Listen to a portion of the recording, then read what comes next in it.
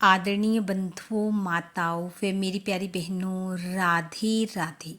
आप सभी का हमारे YouTube चैनल जीवन की धारा पर बहुत बहुत स्वागत है।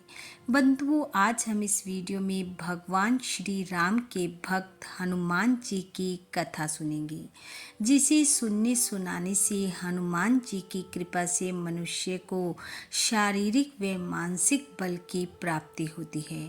कथा सुनने के बाद यदि आप हमारे चैनल पर नए हैं तो कृपया हमारे चैनल को सब्सक्राइब करें, बेल आइकन को प्रेस करें ताकि हमारी वीडियो की नोटिफिकेशन सबसे पहले आप तक पहुंचे। वीडियो को शेयर व लाइक भी जरूर करें। कथा के अनुसार एक बार श्री राम भक्त हनुमान जी वन के शांत वातावरण में अपने आराध्य की भक्ति में लीन थे और जब वे अपने आराध्य को याद करते थे तो वे नहीं चाहते थे कि कोई उसमें विघ्न डाले।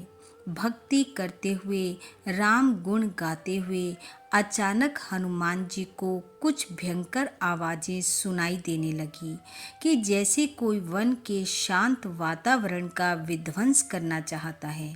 हनुमान जी ने अपने नेत्र खोले, इधर उधर देखा तो उन्हें ब्रह्मा जी के औरस पुत्र बाली दिखाई दिए, जो कि अपने बल के अभिमान में तपे हुए वन के वृक्षों को उखाड़ उखाड़ कर इधर उधर फेंक रहे थे और जोर जोर से आवाज लगा रहे थे कि है ऐसा कोई वीर जो बाली के साथ युद्ध कर सके, बाली को हरा सके। यहाँ आपकी जानकारी के लिए बता दूं कि सुग्रीव और बाली दोनों ब्रह्मा जी के औरस पुत्र हैं और बाली पर ब्रह्मा जी का अत्यधिक स्नेह होने के कारण उन्हें ब्रह्मा जी से ये वरदान प्राप्त था कि जो भी उनसे युद्ध करने के लिए उनके सामने आएगा, सामने वाले की आधी ताकत बाली के शरीर में चली जाएगी। बस इसी अभिमान में चूर बाली वन के शांत वातावरण को नष्ट करता हुआ युद्ध की ललकार दे रहा था। अपने भजन में विघ्न पड़ते देख हनुमान जी बाली के सामने गए और जाकर कहा, हे किष्किंधा कुमार, क्यों इस शांत वन को अपने बल की बलि चढ़ा रहे हो? फलों से लदे वृक्षों को क्यों उखाड़ कर फेंक रहे हो? इससे तुम्हें क्या प्राप्त होगा? और रही तुमसे युद्ध करने की बात, तो तुमको ब्रह्मा जी से प्राप्त वर के प्रभाव से कोई भी युद्ध में परास्त नहीं कर सकता। तुम वीर हो, बलशाली हो, इसलिए व्यथा अपने बल का शोर ना मचाओ। शांति से एक ओर बैठो और श्री राम का नाम जपो। स्वयं भी जपो और मुझे भी जपने दो। भगवान श्री राम का नाम जपने से तुम्हारा ये लोक और परलोक दोनों सुधर जाएंगे।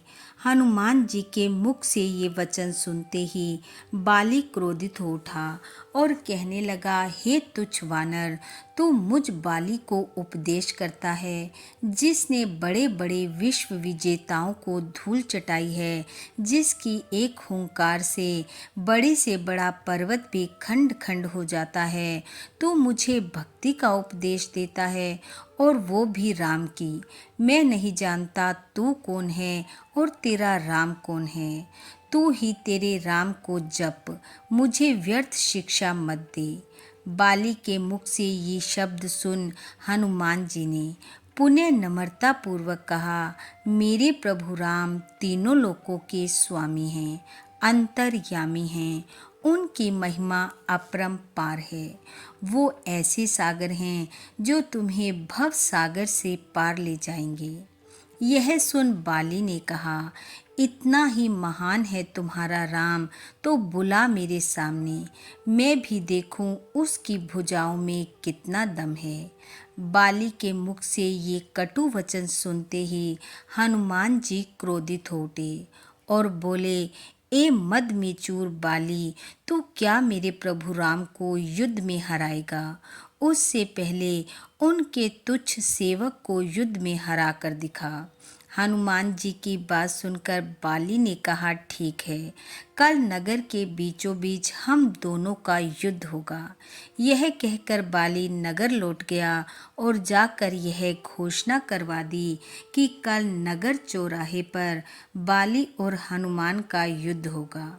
जब यह बात ब्रह्मा जी को पता चली तो वे हनुमान जी के पास पहुँचे और जाकर कहा, हे हनुमान जी, बाली आपकी ताकत को जानता नहीं है, आप उसे क्षमा करें और इस युद्ध को टाल दें। हनुमान जी ने ब्रह्मा जी को प्रणाम किया और कहा, हे देव, यह युद्ध मेरा नहीं, मेरे इष्ट की प्रतिष्ठा का है, इसे मैं चाहकर भी नहीं रोक सकता। तब ब्रह्मा जी ने कहा, ठीक है हनुमान जी, पर आप अपने साथ अपनी समस्त शक्तियों को लेकर युद्ध में ना जाएं, अपनी शक्ति का केवल 10वां भाग लेकर जाएं।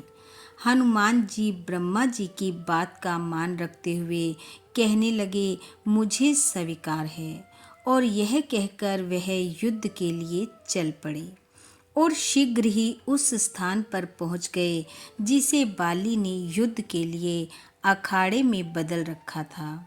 हनुमान जी को देखते ही बाली उन्हें युद्ध के लिए ललकारने लगा और बाली की ललकार सुन हनुमान जी ने जैसे ही अपना पांव अखाड़े में रखा, उनके शरीर की आधी शक्ति बाली के शरीर में प्रवेश कर गई और उस शक्ति के प्रवेश करते ही बाली को ऐसा प्रतीत होने लगा कि उसका शरीर फट जाएगा और वह नष्ट हो जाएगा।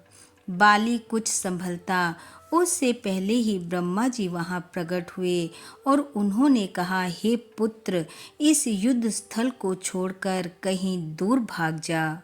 उसने ब्रह्मा जी की बात को सुना और भाग खड़ा हुआ। 100 मील से ज्यादा दूर दौड़ने के बाद बाली थक कर गिर गया और जब उसे होश आया तो ब्रह्मा जी सामने खड़े थे।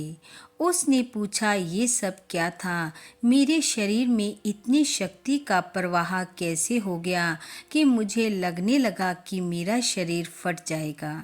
तब ब्रह्मा जी बोले, पुत्र, जब हनुमान जी तुमसे युद्ध करने के लिए आ रहे थे तो मेरे कहने पर वह अपनी शक्ति का केवल 10वां भाग लेकर ही तुम्हारे सामने आए थे और उस 10वें भाग की आधी शक्ति को भी तुम संभाल नहीं पाए।